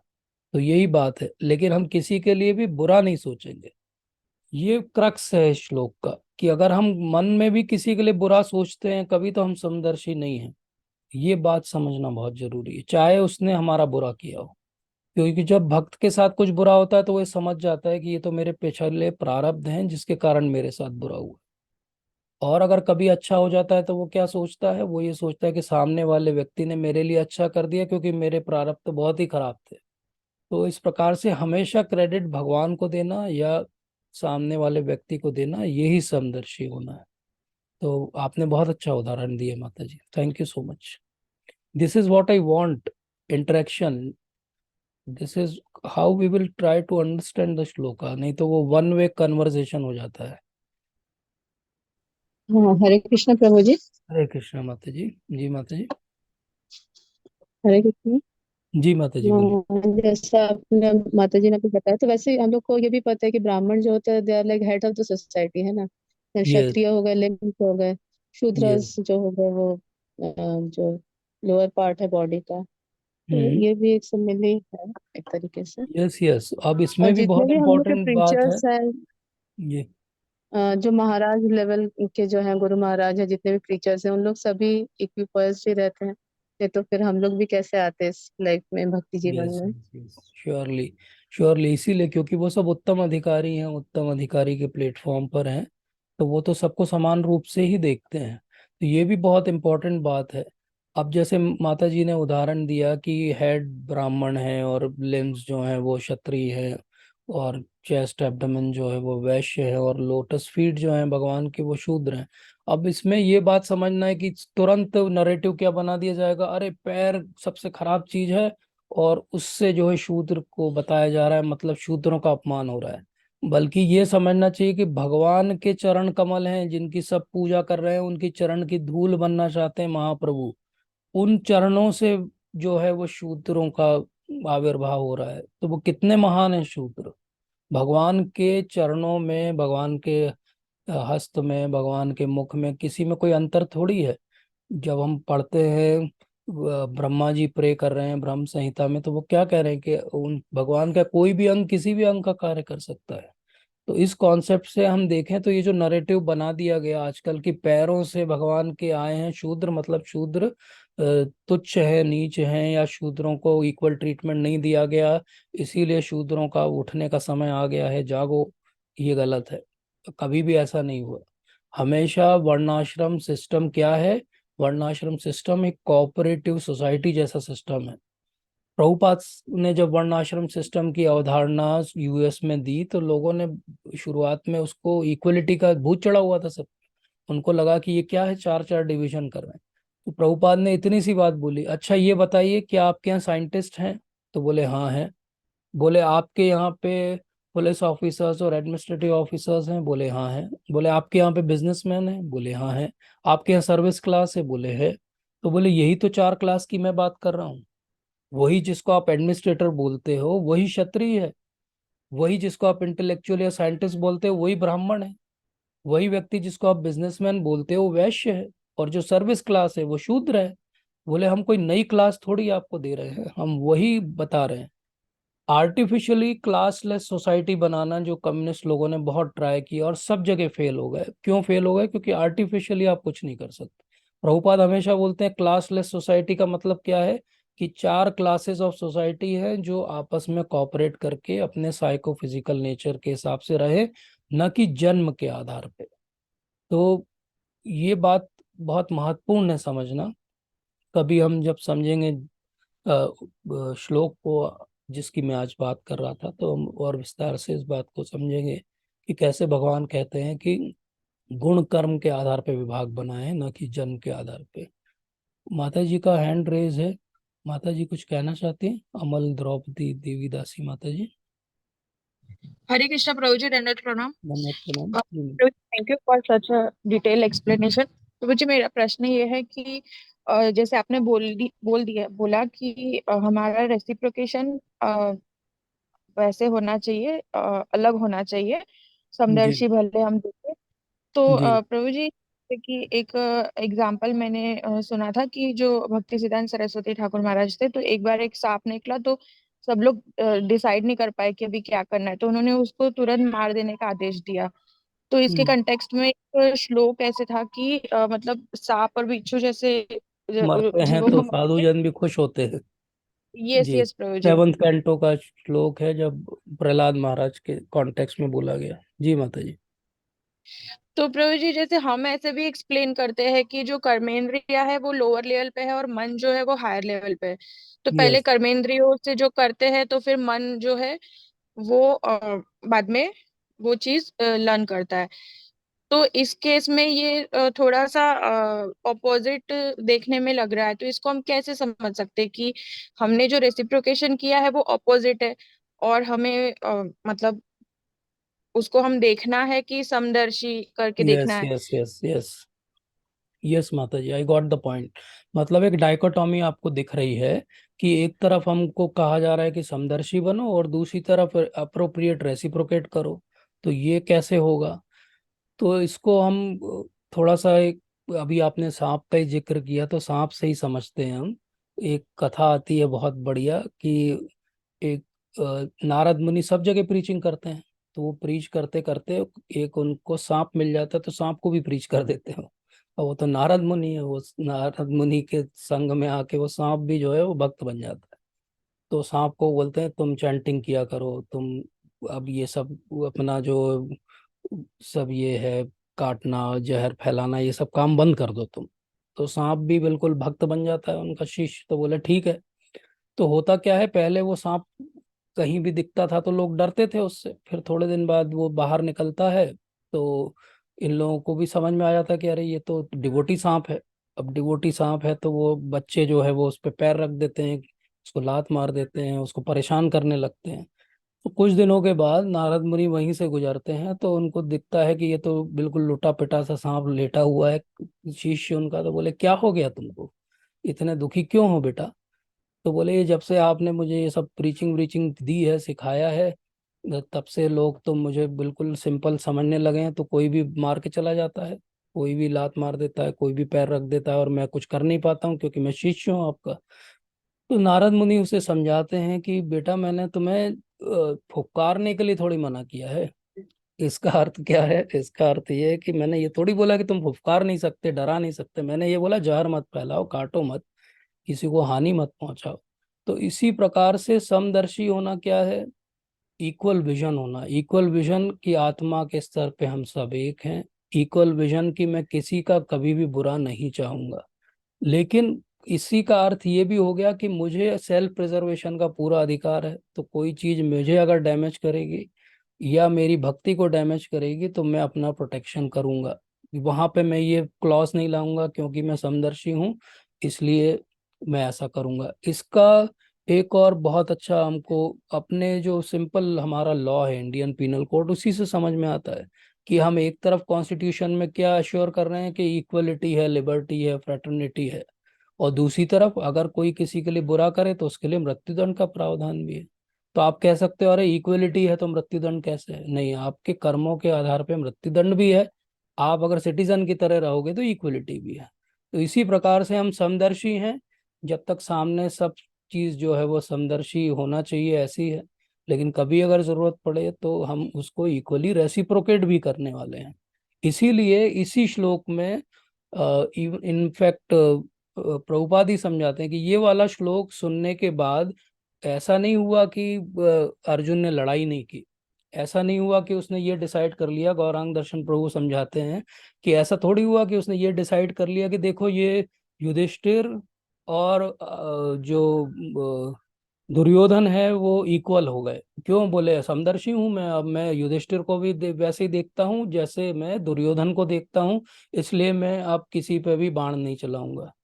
ये श्लोक सुनने के बाद तो अर्जुन ने लड़ाई की, तो वो समदर्शी है, लेकिन वो एप्रोप्रिएटली रेसिप्रोकेट करता है। तो इसी का उदाहरण सांप है, बिच्छू है, कोई भी है। अगर आपकी लाइफ को थ्रेटन कर रहा है तो डेफिनेटली यू कैन किल। जैसे आपने भी भक्ति सिद्धांत सरस्वती ठाकुर महाराज का उदाहरण दिया, ऐसे ही एक बार प्रभुपाद जब मायापुर में थे तो वो सेकंड फ्लोर पे उनका रूम था, और रूम के पास में जो बाथरूम था उसमें सांप निकल आया। अब सोचिए सेकंड फ्लोर पे सांप कैसे चढ़ा होगा। तो वो उनके जो सेक्रेटरी थे उन्होंने बाद में बुक लिखी तो उसमें वो लिखते हैं, वो अमेरिकन थे सब, तो वो सांप देख के डर जाते हैं। सांप देख के डर जाते हैं तो वो सब लोग बिल्कुल डंडा वंडा लेके खड़े हैं और बिल्कुल। और फिर कोई तमाल कृष्ण महाराज या कोई तो रहता है जो उनको एक और चीज सिखा देता है। बोले ये सांप हमेशा जोड़े में रहते हैं, और बोले एक को तुमने मारा तो एक और कहीं पे होगा और बदला लेने आएगा। वो ऐसे डर जाते हैं लोग, ये सुबह की बात रहती है, डर जाते हैं अमेरिकन, बिल्कुल डरे डरे घूम रहे हैं, अगला सांप कहाँ से मेरे को अटैक तो नहीं कर देगा, मैंने मारा था उसको। प्रभुपाद शाम के समय अपना कुछ मॉर्निंग वॉक वॉक करके ऊपर आते हैं तो हंसते हुए पूछते क्या हुआ दूसरे सांप का। उनको कहीं से पता चलता है। तो he took it very lightly, he said कि कोई बात नहीं, तुम जंगल में बैठे हो, सांप तो आएंगे, जब सामने आएगा तब उसको हैंडल करना, अभी से क्यों डर के बैठे हो। तो this is what he taught us कि जरूरत पड़ने पे yes, for your safety you can do some harm to someone, but mostly जैसे प्रभुपाद से पूछा कॉकरोच मार देना चाहिए क्या किचन में, तो प्रभुपाद बहुत गुस्सा हो गए। उन्होंने बोला कि कॉकरोच आए कहाँ से, सफाई क्यों नहीं रखते। गलती आपकी सफाई नहीं रखने में है। अब आप एक बार कॉकरोच आ गए, आप उनको मारना चाहते हो, बोले दिस इज अमेरिकन वे, ऐसा बोला प्रभुपाद ने। तो डेफिनेटली प्रभुपाद हमें बहुत अप्रोप्रिएट और सही शिक्षा देते हैं। तो हमको उसको समझना चाहिए कि समदर्शी होने के स्तर अलग अलग हैं और अप्रोप्रिएट रेसिप्रोकेशन का स्तर अलग है। ठीक है माता जी, I think you want to add something. प्रभु जी, हाँ जैसे एक माँ के दो बच्चे हैं, एक यस। शैतान है एक अच्छा है, तो वो अगर शैतान वाले को पनिश कर रही है तो गलत थोड़ी कर रही है, वो उसकी वेल यस विशर है। यस तो यस वेल विशर है, अप्रोप्रिएट बिहेवियर आप करेंगे लेकिन वेल विशर होके, बस इतना यस ही तो वेल डिफरेंस है। विशर। इनफैक्ट वो करेक्शन भी वेल विशिंग होने का ही एक एस्पेक्ट है। जैसे हम हमेशा कहते हैं कि मॉडर्न प्रिजन्स क्या है, मॉडर्न प्रिजन्स तो एक्चुअली सुधार गृह है ना, पनिशमेंट होम्स नहीं है, रिफॉर्मेशन सेंटर्स है, something like that. Yes, Praveen प्रभु जी।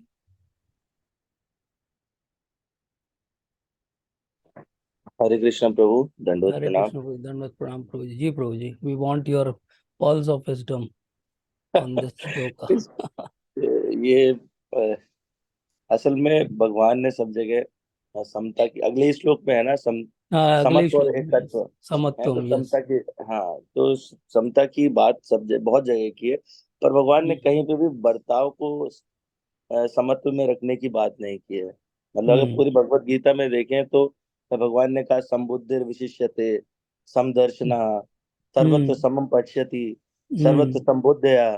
तो मेनली दो, बुद्धि और दृष्टि, बुद्धि इनको और दृष्टि, यस, नॉट इनको इन समान करने की बिहेवियर, बात। एक्शन। तो यस। समदर्शना जो है, यानी समदर्शी होना, ये असल में समस्त जीवों में सिर्फ मनुष्य को ही ये उपलब्धि हासिल है, बाकी किसी को नहीं है। बराबर। तो जो यस। समदर्शी हैं वो चार ही हो सकते हैं, भगवान हो सकते हैं, भक्ति हो सकती है, भक्त हो सकते हैं और गुरु हो सकते हैं। वेरी इनके नाइस। अलावा कोई यस समदर्शी नहीं हो सकता। जो यस। समवर्ती हैं या समवर्ताव करने वाले, समवर्तिना जिनका प्रकृति है, वो हम्म दो है, मनुष्य के अलावा बाकी सारे प्राणी, हम्म। एक कैटेगरी, दूसरे यमराज। हाँ बराबर, ये मैं भी बोलने वाला था, आई स्किप फ्रॉम तो माय माइंड। Yes yes. तो जो समता का बर्ताव करने की बात करते हैं, वो या तो पशु की श्रेणी में चले जाते हैं या फिर या वो यमराज यमराज की हैं। श्रेणी। ठीक है। तो अब यहाँ पर इस तो ये श्लोक सो में, कॉल्ड सारे civilized being who talk हाँ, about equality and fraternity, they belong to this category of और यमराज। इस श्लोक को अगर ध्यान से देखें तो भगवान बता रहे हैं यहाँ पे कि विद्या से तुम्हें क्या मिलेगा और तुमको क्या बनना हाँ, है। जो हम लोग एक वो सुभाष स्थान में पढ़ते थे, विद्या ददाति विनयम, विनयात विनयम दाति नियत पात्रता, ददाति पात्रत्वा पात्रता। धर्म यस धर्मो आपनोति, ना धर्म तत्सुखम। तो यस। विद्या से विनय मिलती है। भगवान कह रहे हैं कि तुम्हें विद्या है और विनय भी है, तब तुम्हें हम्म पात्रता मिलेगी। पात्रता क्या है? कि सबको हम्म। एक जैसा देखने की बात, समदर्शी यस। बनने की पात्रता। और जब तुम समदर्शी बन जाओगे तो ही तुम पंडित कहलाओगे। और हम्म पांडित्य की पूर्णता क्या है? वो है भगवान नाम लेना है। इसको भगवान जो है वो अगले उसके अध्याय के छठे अध्याय के 31वें 32वें श्लोक में जाके पूरा कर देते हैं। हम्म सर्वभूत स्थितम यो माम भजत्येकत्वम आस्थिता, सर्वथा वर्तमानो अपि स योगी मयि वर्तते। तो वो मतलब वो कहते हैं कि अगर तुम समदर्शी हो गए, पंडित हो गए, जो हम्म। कि उन्होंने अगले श्लोक में भी भगवान ने कहा कि हाँ, एकत्व समदर्शी होने का एकत्व। मतलब है यस। कि ब्रह्म को प्राप्त करना। हम्म तो इसका मतलब ब्रह्म को प्राप्त करना मतलब योगी बन जाना, जो जा हम्म। करके वो अगले अध्याय के उसमें पूर्ण कर देते हैं। और इसको पाने का जो तरीका है वो है भक्ति करना।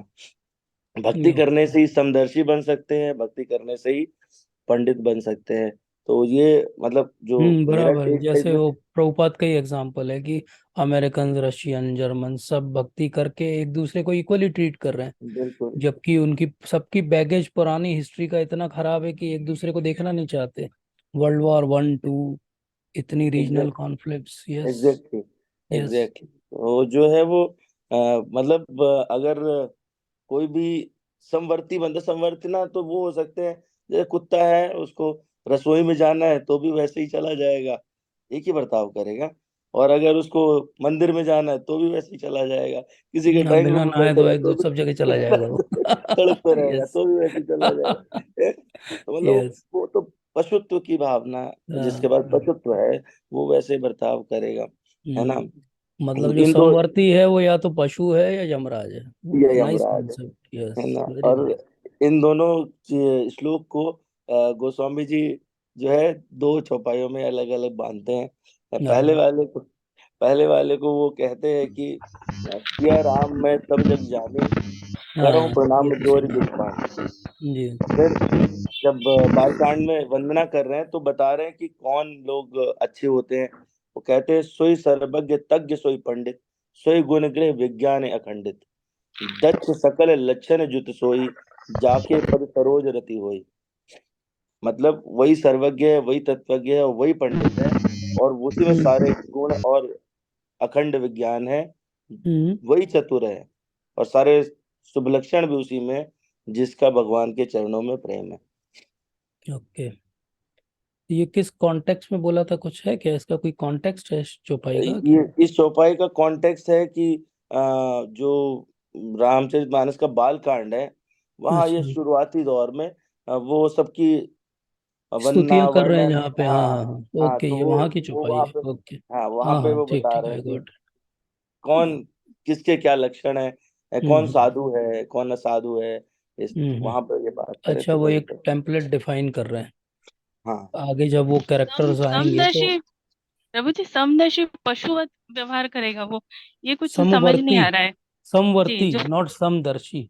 समवर्ती नहीं, मतलब कि उसको एक्चुअली तत्व का ज्ञान नहीं है, बट क्योंकि उसको कोई भी ज्ञान नहीं तो वो सबसे एक सा व्यवहार करता है। जैसे कोई एक पागल व्यक्ति हो तो वो सभी को मारने दौड़ेगा, डॉक्टर को भी मारने दौड़ेगा, वो कोई व्यक्ति उसको खाना लाने आया उसको भी मारने दौड़ेगा। तो जी ऐसा हो गया समदर्श समवर्ती। जी। ऐसे ही और प्रभु जी ने बहुत अच्छा उदाहरण दिया कि यमराज, यमराज के लिए सब एक से हैं, सबको सबकी आत्मा को उनको लेके जाना है, भक्तों को छोड़ के। तो इसलिए वो समवर्ती हैं। जैसे उन्होंने एक एग्जांपल दिया डॉग का, कि वो कहीं भी चला जाएगा वैसे ही बिना नहाए, किचन में भी चला जाएगा, पूजा घर में भी चला जाएगा। तो जो समवर्ती मतलब सेम व्यवहार कर रहा है बिना ज्ञान के। और समदर्शी जो है वो समान रूप से देख रहा है। तो जो कॉन्सेप्ट अभी जी हमने समझा कि बुद्धि के आधार पे भगवान बार बार कह रहे हैं कि सबको समान दृष्टि से देखो, लेकिन जो व्यवहार करने की बारी आए तो लौकिक जो भी स्तर है उसका उस आधार पे उससे रेसिप्रोकेट करो, अप्रोप्रिएटली रेसिप्रोकेट करो, न कि जी। इक्वली और रेसिप्रोकेट करो। सर ये वो वही रेसिप्रोकेट कर सकता है जो मायाबद्ध नहीं है, जो तीन गुणों के यस परे जा चुका है, यस यस, जो कृष्ण भावनामृत जो में अच्छे जो से भक्ति में स्थापित है। है। Yes yes, surely yes. Amrish प्रभु जी ने हैंड रेस किया था, कुछ ऐड करना चाहते हैं प्रभु जी? हरे कृष्णा प्रभु जी, धन्यवाद, प्रणाम। जी प्रभु जी। प्रभु जी, मेरा एक प्रैक्टिकल क्वेश्चन है इसमें जी कि बोले। जी कि घर में जैसे मॉस्किटोज रहते हैं, और जी आजकल जैसे गर्मियों में चींटियां बहुत निकलती हैं। जी तो प्रभु जी, ये जो है, इनके कई लोग जो है ऑल आउट वगैरह भी लगाते हैं इनको मारने के लिए। और जी कई बार ऐसा होता है कि कुछ जगह ऐसी होती हैं कि ना चाहते हुए भी वो मतलब मर जाती हैं जी। मच्छर है। तो इसमें क्या करना है, मतलब क्या हमें अपनी दृष्टि रखना चाहिए? प्रभुपाद से दो तीन बार ये क्वेश्चन पूछा गया और प्रभुपाद ने अलग अलग कॉन्टेक्स्ट में इसका अलग अलग उत्तर दिया। वो जो बात मैंने गैदर की उससे वो मैं आपको शेयर कर सकता हूँ, जो मेरी समझ है।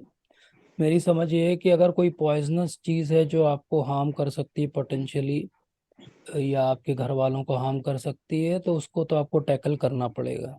बाकी बहुत सारी चीज़ें, जीव जंतु इसलिए हमारे घर में आते हैं क्योंकि कहीं या तो सफाई की कमी है या किसी और चीज़ को हम ठीक रख के शायद उनका आना बंद कर सकते हैं, तो हमें उस स्तर पे कार्य करना चाहिए। लेकिन कभी अगर ऐसा हो ही जाए कि हमें हटाना पड़े, तो प्रभुपाद के एक उनकी जीवनी का एक हिस्सा है, लीला अमृत में तो नहीं है, लेकिन उनके एक सेक्रेटरी थे, उन्होंने एक बुक लिखी है, उसके अंदर वो बताते हैं कि एक बड़ा सा कीड़ा बार बार आ रहा था। और ऐसा हुआ कि उनका जो बिस्तर उन्होंने बनाया था और जो उसके ऊपर मच्छरदानी लगाई थी उसके अंदर घुस गया था वो। तो प्रभुपाद ने, उनके पास में घंटी रखी रहती थी अपने असिस्टेंट को बुलाने के लिए, तो रात की 2 बजे उन्होंने घंटी बजाई प्रभुपाद ने, और उन्होंने बोला एक पेपर ला के दो मुझे। उन्होंने उसको पेपर में रखा और उसको खिड़की से बाहर डाल दिया। तो 2 बजे भी रात को प्रभुपाद ने उसको मारा नहीं। तो ये प्रभुपाद की करुणा है। कभी कभी हम लोगों को, अब कभी ऐसा मच्छर हो, ऐसा सीजन चल रहा हो कि अब आप अगर ऑल आउट नहीं लगाओ तो आपको ऐसा ना हो कि डेंगू ही हो जाए या चिकनगुनिया हो जाए, मलेरिया हो जाए, तो definitely we will have to protect ourselves. But कोशिश ये करना चाहिए कि कम से कम हानि हमें करना पड़े। लेकिन जैसे हम एक दिन पहले भी चर्चा कर रहे थे कि जब आप गृहस्थ में रह रहे हो तो इनएडवर्टली भी आपको बहुत सारे वायलेंस तो करने ही पड़ते हैं, तो it is part of it only. एक बार प्रभुपाद ने ये भी बोला कि अगर किसी भक्त के हाथों कोई ऐसा मच्छर कीड़े का वध हो जाता है तो एक्चुअली उसका फायदा होता है उस कीड़े का, क्योंकि वो 84 लोक योनियों की साइकिल से ब्रेक होके सीधा उसको अगला जीवन जो है मनुष्य का मिल जाता है। लेकिन ऑब्वियसली ये लाइसेंस टू किल नहीं है कि हम जेम्स बॉन्ड बन जाएं and we start killing people and things because we are a devotee. But definitely Prabhupada ने ये 2-3 अलग अलग स्तर पे हमको इस बात को समझाया है। कोशिश यही करना चाहिए कि कोई हिंसा हमें ना करनी पड़े, पर कभी हमारी रक्षा के लिए हमें करनी पड़े तो उसमें कोई बुरा भी नहीं है। हम अपनी रक्षा के लिए हम स्वतंत्र हैं उतनी मिनिमम हिंसा करने के लिए। प्रभु जी, वो मैडम जैसे कुछ। जो आतताई रहते हैं और हाँ, जो वो श्लोक है विष ना, विष वाले, हाँ, आतताई जो जो, विष देते हैं। हाँ, वो इनका फर्स्ट वध करना फर्स्ट चाहिए, इसमें कोई बुराई उन नहीं है। हाँ, उसमें कोई बुराई नहीं है, क्योंकि वो एक्चुअली फर्स्ट चैप्टर आप भगवत गीता का पढ़ते हो तो वहाँ पे वो इसको डिफाइन करते हैं कि ये सब कार्य कौरवों ने किए हुए हैं, इसलिए उनका वध करना जो है वो अलाउड है।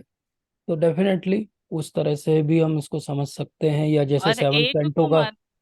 एक हम्म। को मारने से अगर बहुत सारों की रक्षा हो रही है तो उसमें भी वध करने में कोई बुराई नहीं है। हाँ, वो भी एक ऑब्वियसली। रूल है। यस, वो भी एक रूल है, बिल्कुल सही बात है। तो वो देश काल परिस्थिति के हिसाब से निर्णय करना चाहिए, लेकिन बॉटम लाइन तो तब भी वही है कि प्रयास करना चाहिए कि हिंसा ना करना पड़े, और हमारा किसी और तरीके से मैनेज होता हो तो वैसे करना चाहिए।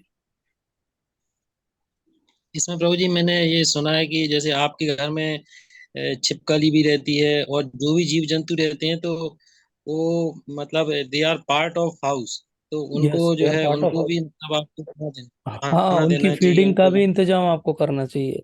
बिल्कुल है। जी जी। एक एक्सट्रीम जो सोच है वो तो यही है कि बिल्कुल महाराज रंती देव की कथा हम पढ़ते हैं तो वो कितने दिन से कुछ खाया पिया नहीं उन्होंने, और अंत में वो भोजन की थाली और पानी लेके बैठते हैं, तो एक एक करके सब मांगने वाले आते जाते हैं और अंत में वो पानी तक दे देते हैं।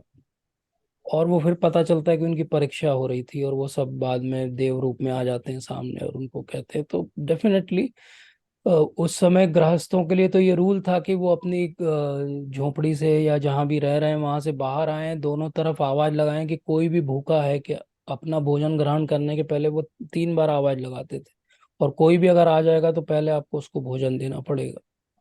तो ऑब्वियसली ये सब कॉन्सेप्ट हैं, बट कितना हम इसको प्रैक्टिकली कर पाते हैं अपने जीवन में, तो इसलिए बहुत इसका बर्डन नहीं करना चाहिए, बहुत परेशान नहीं होना चाहिए। आई थिंक थोड़ा सा इसमें युक्त रूप से ही व्यवहार करना चाहिए कि जो आवश्यक है उतना करें, और भक्ति हमारा मेन फोकस है, वो डिस्टर्ब नहीं होना चाहिए कि हम इतने कॉन्शियस हो जाएं कि अरे मेरे पैर रखने से कोई चींटी तो नहीं मर जाएगी, तो हम चल ही नहीं पा रहे हैं तो बड़ा मुश्किल हो जाएगा वो तो डेफिनेटली एक युक्त रूप से प्रयास करना चाहिए, मिनिमम से मिनिमम हिंसा हो, उसमें हम अपना जीवन जी लें, ये वाला दैट विल बी बेटर।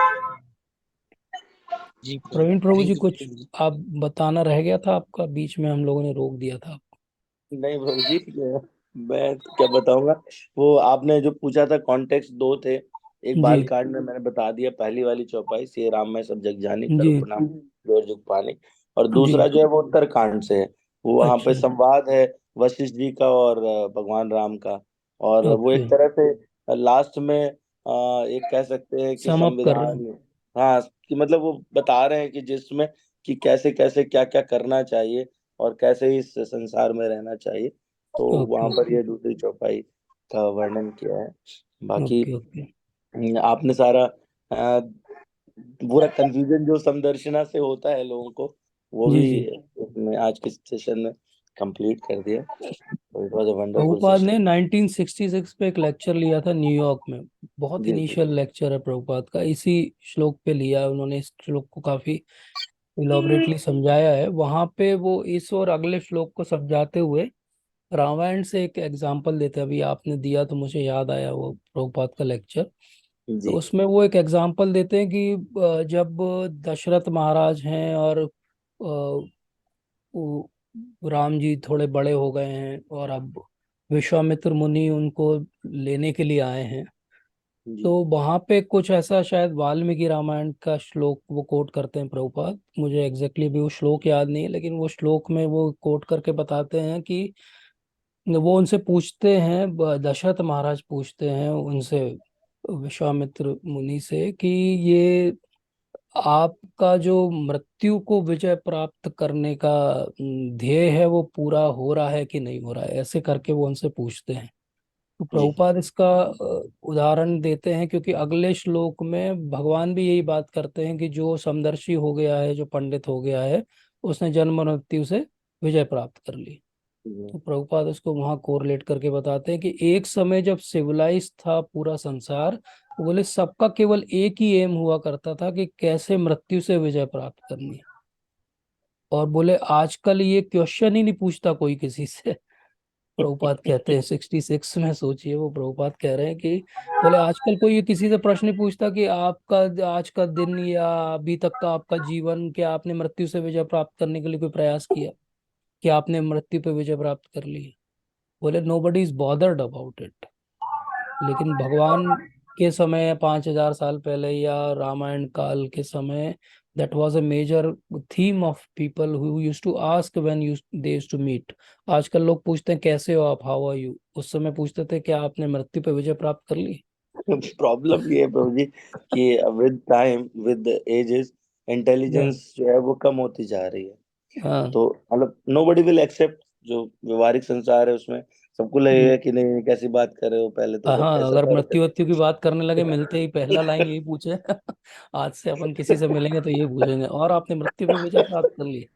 तो तो लोग अगली बार मिलना बंद कर देंगे, बोले ये कैसे लोग हो गए।